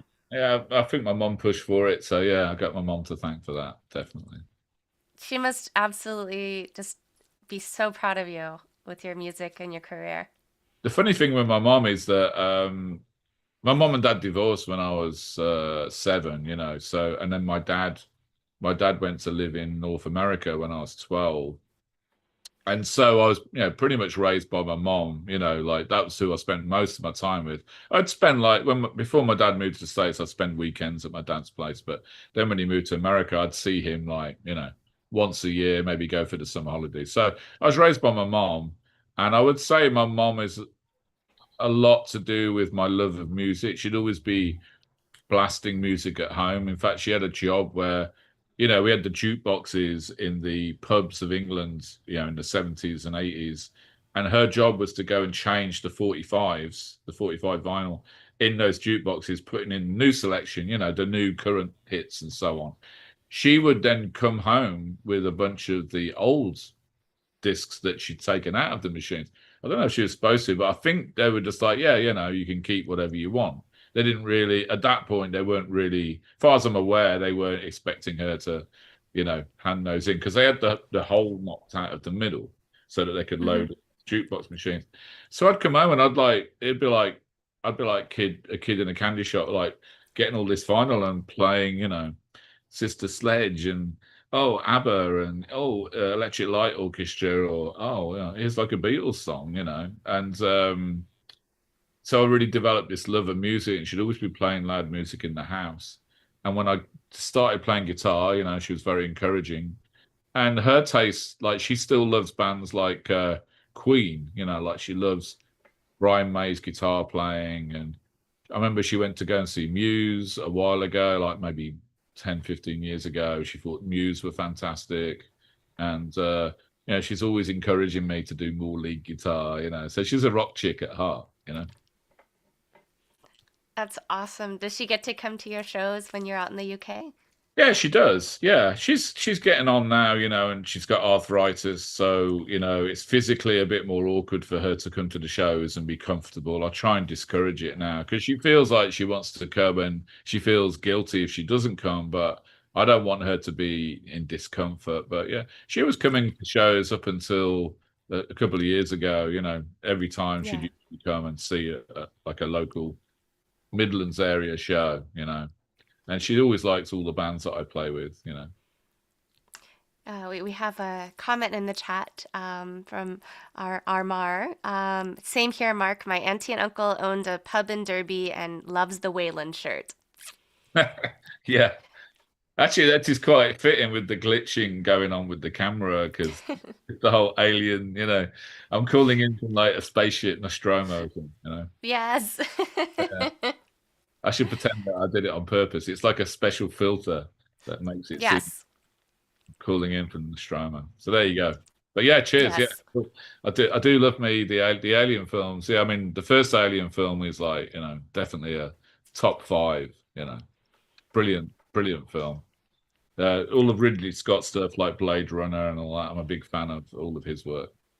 So good. So Yeah. so good. I like the modern stuff, like the Prometheus series too. I know Yeah, it didn't hit with everyone, but I loved it. I know. I thought it I was really great. like Prometheus as well. Yeah, just really, just great quality stuff. I love all sci-fi, but I'm definitely a sucker for all of that stuff. And yeah, uh, like my desert island films are stuff like Alien, Blade Runner. I love The Thing. I introduced Ashley to The Thing, which is the one, the John Carpenter thing. Uh, one of my favorite films. And American Werewolf in London. Love that film. I like a lot of old stuff like Hitchcock. you know, uh, in North by Northwest and Psycho and The Birds and all of those films are just fantastic. Yeah, those are some great ones. Yeah, I'm a big sci-fi. Both me and Ashley are both really into like good sci-fi films, you Oh know. yeah, there's been Yeah. some great ones. The new Predator. Did you guys get to catch that the new Predator film? Yes, yeah, pretty good. Yeah, pretty good. I like that one last year, the one though where it was like set in like, I don't know, 1700s or something with the Red Indians, the sort of it was like a old time. I thought that was like really cool take on it. I think it was called Prey. That was good. Yeah, I watch all of those films. They're great. Yeah, some are sillier than others, like Alien versus Predator and all that. But I still enjoy them. I think they're Yeah, great. I those do are like, great. yeah, I like the Predator series. It's fun. Uh, some oh, Cheshire Cat says no one liked Covenant though. Do androids dream of electric sheep? Slightly different to the Blade Runner move. Right, right. Yes. Yeah. I mean, I still enjoy them. Yeah, obviously some are better than others. I didn't dislike Covenant. I thought it was all right. It was a continuation of Prometheus in style. I guess it's just the storyline. It's kind of moving away from the alien in space thing. It's kind of with Ripley and all that. It's kind of expanding on why do humans exist and the backstory of all that. And it's an interesting take. You know. Um, because it is weird that we are here and nobody can really explain it. And who knows if aliens had something to do with it. And when we say alien, of course they wouldn't be aliens if we actually are descendants of another civilization from another planet. Then they're technically not aliens; they're technically distant relatives. So who knows? Yeah. I love sci-fi myself. I always love the imagination, and I think it's also very future forward. There's so many things that have been invented, like in the Star Trek world, that exist now. So Yeah, like you think about the flip thing in Star Trek. It's basically became the flip phone of the 90s and 2000s. Um, totally. what is that they call it? Life imitating art. Mm, yes, Uh, absolutely. like they're building robots that are like humanoid robots, and I'm pretty sure it's because that's what we kind of were presented with in movies. Because technically, a robot can have any form; it doesn't have to have two arms and two legs. But we're obviously choosing to do that more often than not. And I think it's partly inspired by just movies and what we expect a robot to look like. You know. We've already got Yeah, the robot cars. Obviously, you've seen them, right? Have you been in one? We've got the robot cars in LA where it's self-driving cars, the Waymos, and we went in one just to try it out. And yeah, it was kind of cool. This driverless cars driving around. It felt very safe because they drive very defensively, and you could even like pick music to listen to, in the interface in the car. And they had the new Cure album on, so we put the new Cure album on, and we were like, "Hey, we can blast this. There's no driver to bother." So we had turned up the Cure, and we're singing along to the Cure, driving around in a car with no driver. Most bizarre, and now it's normalized. It already doesn't phase me at all. I'll see a Waymo pull up next to me at a traffic light, no driver in it, and it's like doesn't even phase me now. And I imagine robots will become just as normalized once they start hitting the mainstream. Going to be interesting. oh yeah, absolutely. I do see us in the future, for sure. Yeah, as Yeah. long as they don't kill us like in Terminator. It's yes, I'm like, as long as we play nicely with each other. Yeah. Yes, yes. Well, it's Well, not the robots that are going to want to kill us. Although I guess, like they say that with AGI, artificial intelligence will determine that humans aren't uh we're not needed anymore. Like we're self-destructive and so on and so forth. But the other problem, of course, with robots is you get the baddies programming the robots, with a directive, like they were in Terminator. That's when it gets scary. It'd be great to think that all robots are going to be programmed to be there for the benefit of all human life and so on and so forth. But unfortunately, yeah, there'll probably be some robots that get hijacked and turn bad, But we'll just have to see how it goes. Yeah, that's true. Or, if they become their own species, so to speak, that'll be interesting if they develop their own consciousness. We'll see, I They guess. probably will. Yeah. Like how we project personalities onto animals. So like I'll say to Ashley, we'll project, yeah, we'll say, oh yeah, Tulip, Tonkinese, she's kind of like a prissy, moody, like a teenage Californian LA girl. We kind of project a personality onto her, partly based on the way she acts sometimes. Well, I feel like we will also project a personality onto a robot, Once we get Hmm. robots that are in our lives, maybe it'll be a robot that you get that it assists you with washing up or making you a coffee, like basic stuff like that. Or we already have vacuums that are robots, But imagine if it has a humanoid appearance, we're probably going to project a personality on it. Plus, they're probably going to be, they will be programmed to uh, have a certain personality. You'll be able to assign it a certain personality, like with Siri, or Chat GPT, where you can say, "Oh, I want my AI to have a Scottish accent, or I want it to be a blah blah blah." Yeah, we'll be able to assign a personality to a robot, and I think when you do that, we're probably going to develop an affection for that robot, especially if it kind of acts intelligently with its responses.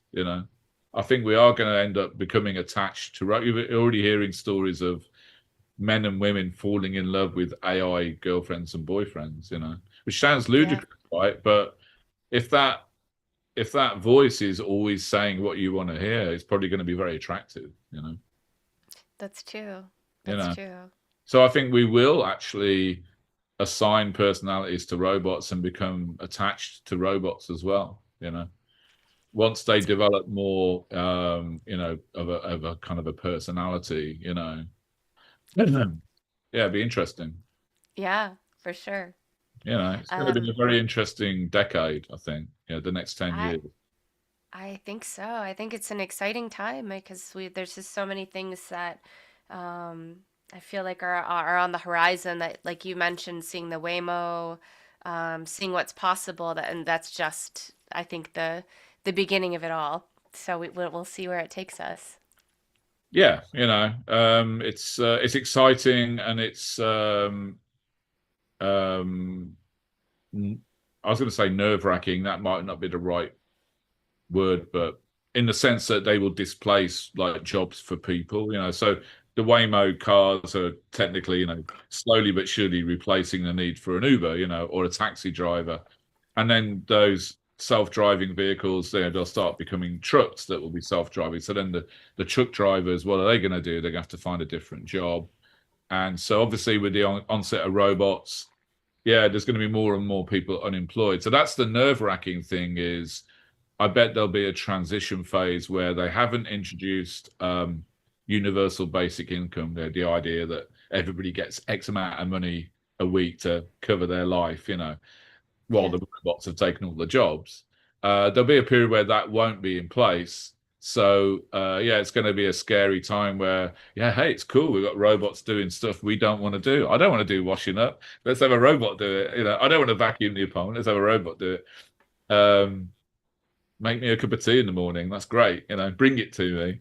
That's fantastic. But yeah, once it creates a lot of unemployment, that's going to be scary. And I just don't know how society and governments are going to figure out how they just all of a sudden implement a basic universal basic income so that we don't all end up broke and homeless, while these robots are walking around. It's going to be pretty weird. I don't know how society is going to handle it. It could be quite a shock. So Yeah, it's for sure. exciting and it's scary at the same time. Yeah. Yeah, definitely. And And you do have like, we can't really we can't really second guess how it's going to play out. They're trying to second guess how it's going to play out, but we can't really second guess it. We just don't know. yeah, absolutely. There's Yeah. definitely a lot of factors for sure. And then of Yeah. course, is there going to be robot musicians? I mean, technically, there's already robot musicians, right? It doesn't have to be a physical robot, but there's already AI writing a bunch of music that sounds as good as, yeah, it can sound as passable and as catchy as a human writing a song, you know. So is AI going to do us musicians out of a job as well? I'd like to think that at least on the live front, you know, it's going to be difficult. People ain't necessarily going to want to go and pay a bunch of money to watch a bunch of robots playing Mm, music, whether it's their own robot music or, you know, um, uh, covering a band. You know, I think people will still want to pay to watch a real human like playing their own music or even a covers band. I think there'll always be an attraction for that. But I guess there will be the novelty element of robots. Say if you're into electronic music, right? I guess it would be kind of think about Daft Punk with the helmets on and the way they'd be behind the keyboards. right. Like they could have been a couple of robots, and you just go along and enjoy it anyway. So think about it. There's going to be some elements where it actually might look cool, certainly in cyber influenced bands and electronic music, where having robots in the lineup, or even partially, will probably seem pretty cool and quite a novelty factor. Yeah, I mean, absolutely. I think that the novelty is there, and like you were mentioning, but that it's just there's something about the live show.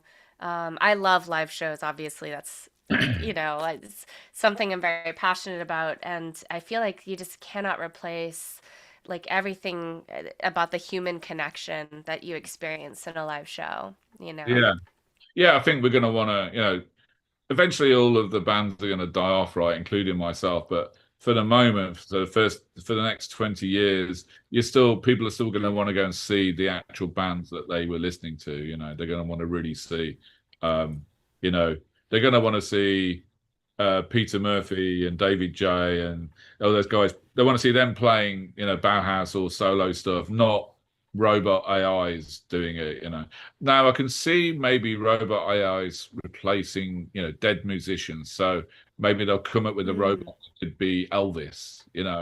Once they've figured out the right. movement thing and well, because when you're watching an artist on stage, right, invariably you're at a distance, so you're not seeing the Hmm. whites of the eyes. So if that robot is moving like Elvis and singing like Elvis, because they'll have an AI copy of Elvis's singing, and they get the robots to the point where the facial expression is passable from a distance, it will kind of feel like you'd have that novelty of, hey, I might go and see this robot Elvis, because when you're watching it, it's kind of like you're seeing the real thing. I can imagine that happening. They already have ABBA, an ABBA show in London where it's like projected avatars, computer generated of ABBA at their prime and youth, back when they're in their 20s or whatever. And Wow. from a distance, Yeah. if it's an arena, it's probably like you're watching the real ABBA. I haven't seen the show, but I'm mildly curious to see it because I'm not going to get to see the real ABBA, but I like ABBA. I covered them on one of my solo Yeah. albums. Um, I'd go and see that show just out of curiosity. Oh, wow, it's going to be like watching ABBA in their heyday. That'd be kind of cool. I never saw ABBA back in the day. Might be Yeah, interesting. absolutely. I think about, with some artists that I've only gotten to experience on YouTube, and I'm like, how I would love that experience of what it would be like to see certain artists, for sure.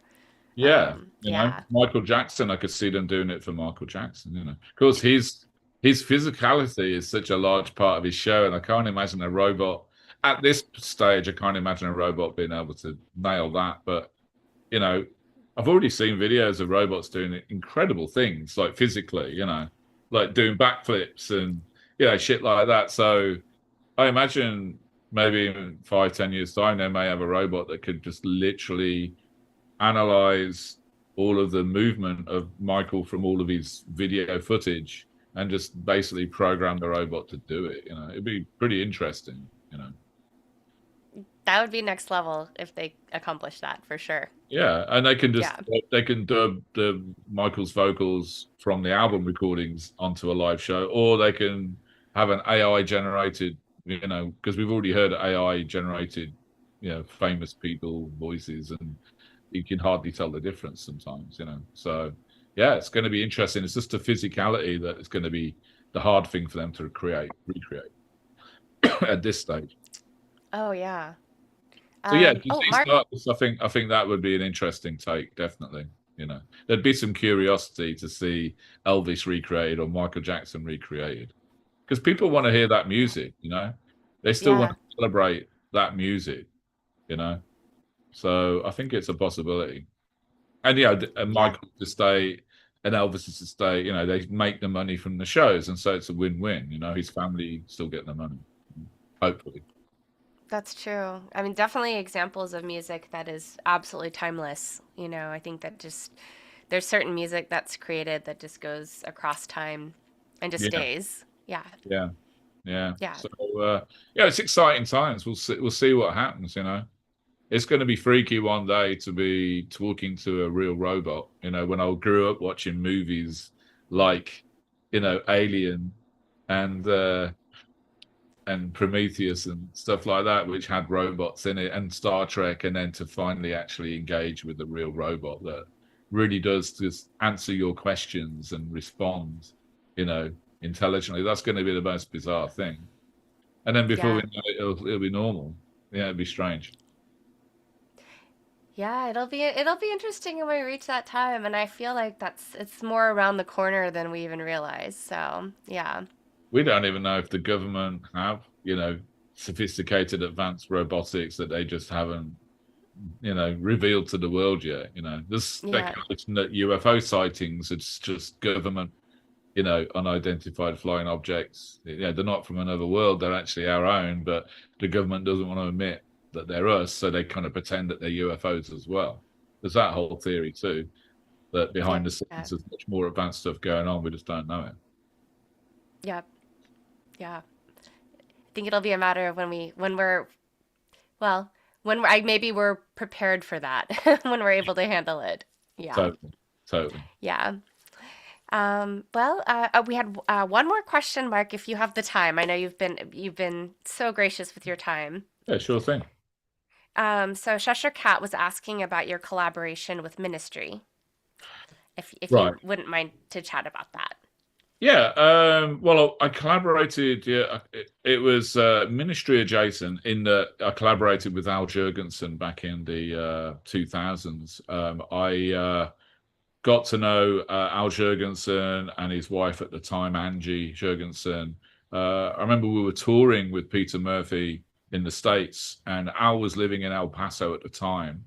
And we were invited over on a day off. We were playing El Paso in a day off. So we went over to Al's home, and they called it a compound because it was like a bunch of houses and buildings on an estate. And he was working on Revolting Cocks at the time, a new Revolting Cocks album. This was 2009. And so, yeah, we're like hanging out and drinking and, enjoying their company. And then it was like we were in the studio listening to the Revolting Cocks stuff. And then a guitar was like thrust in my lap by Al. And he was like, hey, man, yeah, why don't you come up with something on this track? So I found myself recording on a Revolting Cocks track. I think it was Filthy Senoritas. I think that's what it was called. Yeah, so on the spot, I just had to come up with the guitar part. That was interesting. And that was fun, of course. Al's a legend, such a character. And so then we went on our way, carried on the tour. That track ended up coming out on that album. And then I was approached that Angie said that Al wanted to do like a solo album, like an offshoot album. Alien Jurgensen it was going to be, and he wanted it to be like more post-punk and like um, um, 80s, inspired. And of course, with the bands that I was from, Peter Murphy and The Mission and that, they obviously thought I'd be a good person to work with to come up with stuff like that. So I flew back to El Paso that following December and 2009 and recorded a whole bunch of stuff. And when I say ministry adjacent, I was recording with Mike Sakia, who was the longtime ministry guitarist, and Tony Campos on bass, who from Static X, who was the current ministry bassist at the time. This was a period where ministry was on hiatus, hence Al wanting to do this side project. And so I'm like recording with like, 4 members of the current ministry lineup, including Al. And we do this post-punk stuff. And also, Alan asked to hear some of my demos. One of them was the song that became "It's Always Christmas Time." They decided to put it out as a Christmas single, and they felt it had like a Christmassy feel to it. And so that came out. Our builders, Al Jurgensen and Mark Thwaite, so that was nice. That came out in December 2009, and then some more of those recordings surfaced over the years. So yeah, that was like my moment of like collaborating with Al Jurgensen, and yeah, he's just a real character. I love him. I feel like he's like a legend, like Lemmy's a legend. I feel like you're just hanging out with a true original. Very intelligent guy, very talented, and I'm really pleased that I got to work with him. I'd like to work with him again someday. That would be great. I'm a big Ministry fan. That's awesome.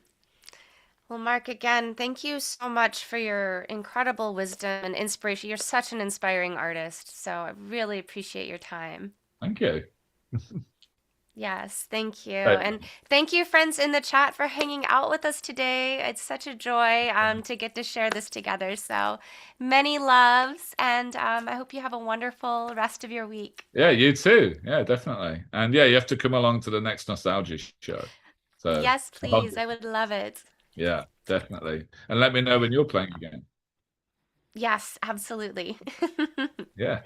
Awesome. All right. Thank you again.